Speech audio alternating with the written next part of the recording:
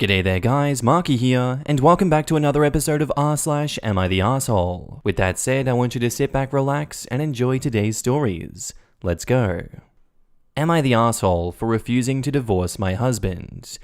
I, 30 female, met my husband Dave, 32 male, when we were little. He's been my best friend since we were 10. We were raised in very conservative Christian families in the Bible Belt. We followed the script that was expected of us. Dated in high school, engaged in college, married after his graduation, and kids after I established a career. Kids are 5 and 3. We've been married 10 years. We separated, but stayed legally married 3.5 years ago because I finally admitted to myself and him that I am lesbian. I thought that I could fake it till I make it, but I just couldn't do it anymore.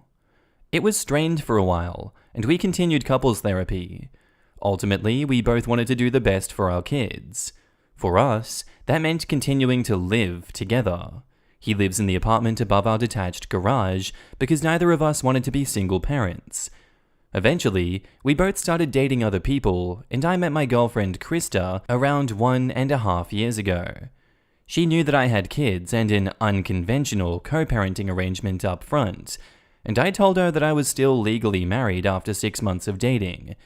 She had been fine with our living/co-parenting style prior to this, but was less than thrilled by my lack of official divorce. She asked if divorce was eventual, and I told her yes. Dave and I agreed that we would divorce when it no longer was mutually beneficial to remain married, i.e., a new potential spouse. The longer that Krista and I were together, the more that my being married bothered her. She feels remaining married symbolizes that I'm subconsciously clinging to my straight identity and is a barrier to moving on with my life, which I mildly disagree with, but I do understand. She does not want to get married and had voiced the opinion that it was just a piece of paper, so I'm surprised it's become such a big deal. I agreed 4 months ago that I would bring it up with Dave and set a timeline for divorce by the end of this year to make her happy. 2 months ago, Dave's company downsized his job, and a week later he found out his increasing fatigue and illness was aggressive leukemia.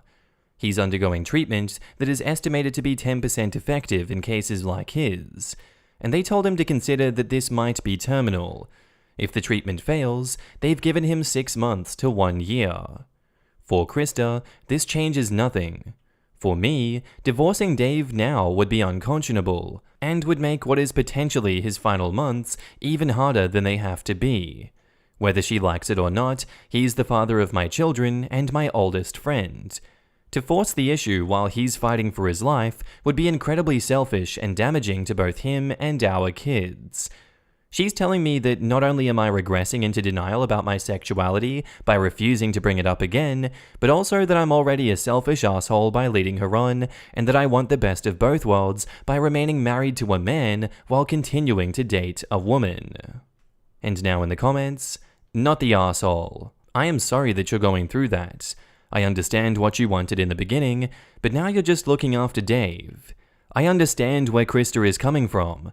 You haven't given up your straight relationship yet, and that is frustrating for her. But now I don't think it's about the relationship. It's about your friendship. I'm sure that others will disagree, but you are likely making Dave's life better at the probable end. I would hope that Krista would be able to understand what you are hoping to do in this scenario. Have you explained to her? I mean, in reality, can you really argue that you have remained married at this point? You guys lead separate lives and are actively dating. At this point, to me, it really is just a piece of paper. I suppose if you still live with him, it's easier to argue, but either way, I don't see the problem. But that's me. Anyways, I hope you figure something out, and best of luck to Dave. OP replies, I've tried explaining, and she's insisting that the agreement I made with her is more important. She said that if Dave is really okay with my lifestyle like he says, it wouldn't matter to him that we get divorced, and it definitely shouldn't matter to me. Well, now you get to rethink if you really want to continue a relationship with someone so lacking in empathy. This right here, I would seriously consider ending that relationship ASAP. This person is extremely selfish to ask this of you. I would dump the girlfriend and keep the lifelong friend. Imagine explaining this to your kids in 10 years. Your father was a kind and loving man, and even when I realized that I was a lesbian, he didn't let that get in the way of being a loving family. So of course, when he got cancer, I divorced him to make my new lover happy. And OP says, F that, I can't imagine explaining it to them now, and they don't even get it now. Not the asshole. It doesn't make sense at this point to get divorced. With all due respect, if he's coming to the end of the road, why not just wait? I'm so sorry if this sounds insensitive, I don't mean it to be. If he makes the recovery, then I would bring it up. But until then, it's just a matter of time. He does not deserve the added stress from his best friend during these more trying last months/year. Your girlfriend needs to respect your family. And OP replies, thank you. That's how I've felt about it. And you're not insensitive, it's pragmatic. But she's worked it all up to be this big psychological thing. Like, if I don't get the divorce before he passes away, I'll always have some lingering doubt that I really meant our separation. I forgot exactly how she phrased it, but I took her words to mean that insisting on a divorce is confirming my new sexuality. Not insisting signifies that I'm not really serious or committed to being a lesbian for life. And someone replies to OP, I can understand the not being serious issue, but these are very special circumstances, unfortunately. At least from an outsider's perspective. If you're in a loving relationship and you're waiting, for very solid reasons, on something that is soon approaching, then it shouldn't be an issue. All of your stated reasons are valid, rather than having to prove a label to someone. I wish you the best, OP. And OP says, thank you. And now on to the update. First off, I know this isn't a support sub and I didn't expect it to be, but it kinda turned out that way. And I appreciate you all so much. Thank you.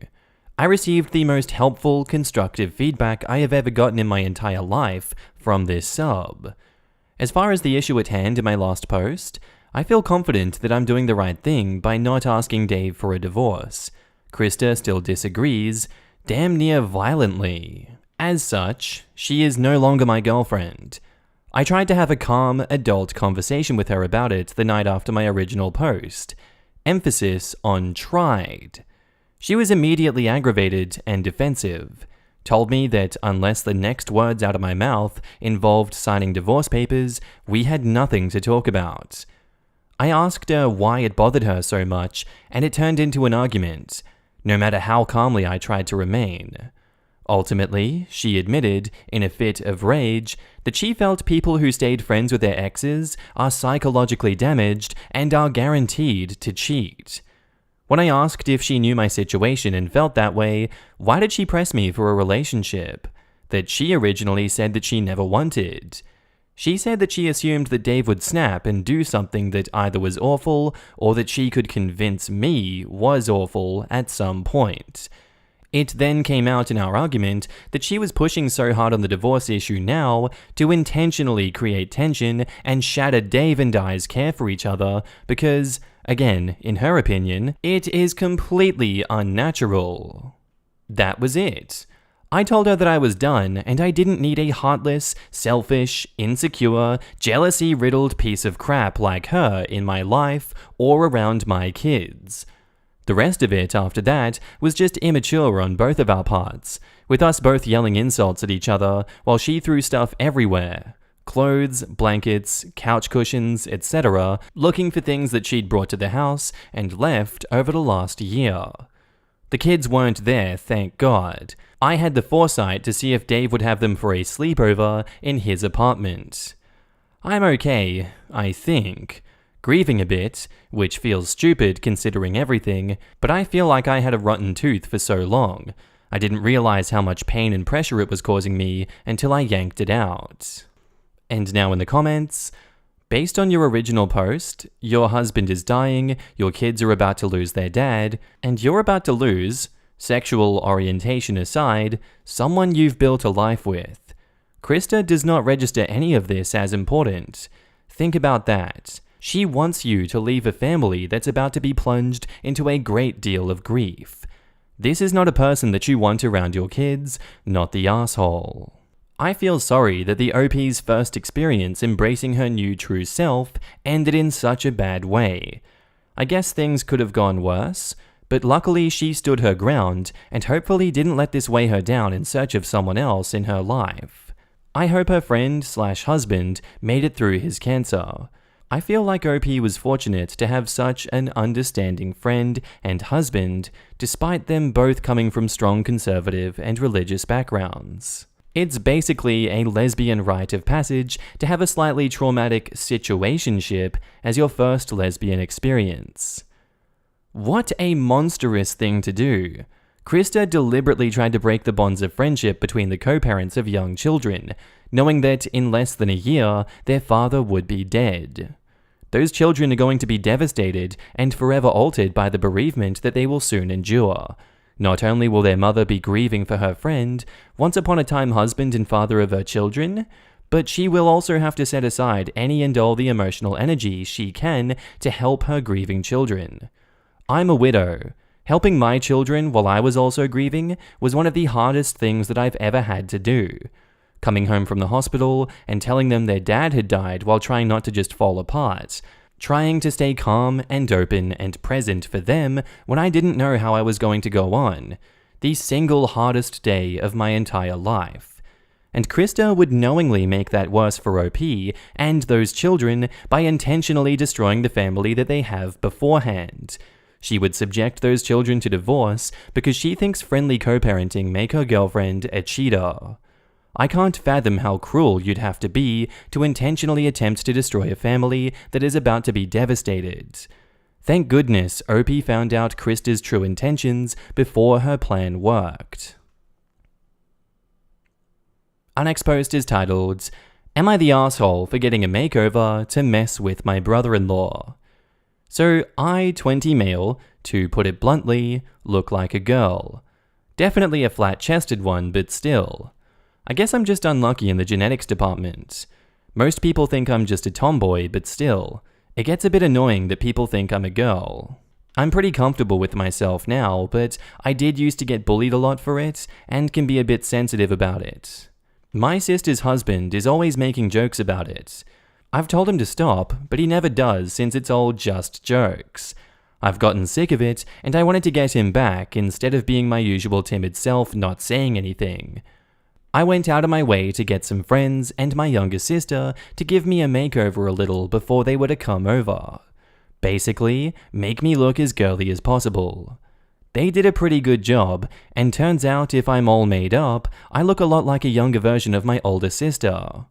When they came over, I made sure to act as girly as possible. He was visibly very uncomfortable, so I was definitely winning this one. They left very early, and I got a text from my sister calling me an asshole for making her husband uncomfortable. She told a few family friends, but most of them are on my side, but a few think that what I did was selfish and in asshole territory. Am I the asshole? Edit, F off to anyone using Reddit care resources to be bigots. No one likes you. And edit 2, I got a text from my sister that I'm a giant piece of crap and am ruining her marriage. I don't think I'll be seeing them anytime soon, but just in case, I'm going to try to have a proper conversation with my parents about everything and see if we can not have them in the house for a while. Since I only pay rent to live with them, I don't really get a say, but I hope that my parents can support me. OP has offered the following explanation for why they think they might be the asshole. My brother-in-law is always making fun of me for looking like a girl and a tomboy, so I got a makeover and made him uncomfortable. My sister and a few family members think that what I did was childish and I was an asshole. And now in the comments, not the asshole. It's just jokes, right? Or is brother-in-law so much of an asshole that only he gets to joke around? And OP says, that was my thought as well. If he's allowed to make jokes, why can't I? Not the asshole. And I don't get why it made him uncomfortable. Did he get a boner or something? Seriously though, like, why are they upset? OP says, I hope not. That's definitely not the kind of uncomfortable that I was going for. Well, then why was he so uncomfortable? What were you going for? You said you looked like a younger version of his wife, correct? Are you sure he didn't get a boner? And OP says, "It's possible, lol. Yeah, me and my sister have always looked similar. We get the same looks from our mother. The makeup, outfit, and hair extensions just made it a lot more uncanny, like I was a younger clone of her or something. Nice prank. I think you made your brother-in-law question his own sexuality. Maybe he'll shut up now, and probably avoid you for a while." OP says, "I hope he avoids me for a good while, or at least keeps his mouth shut. Just tell him to remember the ancient truth. Don't start none, won't be none." Such wisdom. And now on to the update. Thank you everyone for all the feedback, positivity, acceptance, and some laughs from the comments. It's been a wild few days. I had a sit down with my parents and had a big talk about my feelings. They agreed that my sister's husband wouldn't be welcome in the house anymore. The only reason they didn't do or say anything about it is because they thought that it didn't bother me and know that I'm a tough cookie. They apologized for that and said they would speak out more in the future if anything like this happens again.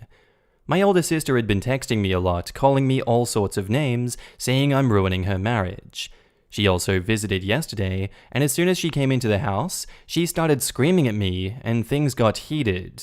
So my parents also banned her from coming over until she can apologize for her behavior and letting her husband continue to make me uncomfortable. On a more positive note, I've been exploring myself a lot these couple of days with my twin sister. She told me not to call her my younger sister, but we are a day apart, so I'll always call her my younger sister. It's all in good fun. She helped me a lot with clothes and makeup, and even experimenting with what pronouns I like. I think I may be trans, but there's still a lot of exploring to do. I hope it's a worthwhile update for some of you. It's not exciting or drama-filled, but things are working out, and it's at least an exciting time for me, even with some of the negativity. I do have to say though, thank you so much, brother-in-law. I wouldn't have explored my identity without you. And edit, some people are taking the little sister comment a little too seriously. My sister is fine with it. She read the post long before being posted, and we had a giggle about it. My relationship with my twin sister is a lot more different than my relationship with my brother-in-law. Now in the comments, it's wild that she keeps saying that you're ruining her marriage. Like, clearly there is more happening behind closed doors. 'Cause getting uncomfortable one time doesn't ruin a marriage. OP replies, "I'm not sure what's going on between them since, at the moment, I want nothing to do with my sister and brother-in-law." That's really for the best to avoid them, since clearly there is a whole can of worms happening at their house. OP replies, "Yup. I do hope that it works out for my sister, with or without her husband. I still do love her and want her in my life, but not the way that she is now. 30 years ago, when my dad left my mum, she told me it was because they found out that I, female, had a girlfriend. Now I know that it was and is because she is a controlling, narcissistic, gaslighting person. Sometimes people can't accept that they are the reason their relationships didn't work out. She married a bully who made inappropriate jokes about you being girly, and then was uncomfortable when you rolled with it and acted even more girly, and now this one interaction is ruining her marriage. Something tells me that there is more to that side of the story, but I'm glad your folks decided to stand up for you from now on." OP says, "Yup, I'm glad they heard me out and did something about it. Apparently they're quite sick of him too. Must have been a pretty crap marriage if what somebody else wears can ruin it. I mean, makes sense if the husband is more attracted to the sister's brother than to her. It's crazy how someone else can just change one's husband's sexuality. It could happen to anyone." And that's where I'm going to end today's episode, guys. I do hope you enjoyed. If you did, let me know what you thought about it down below, and I'll see you in the next one. Bye.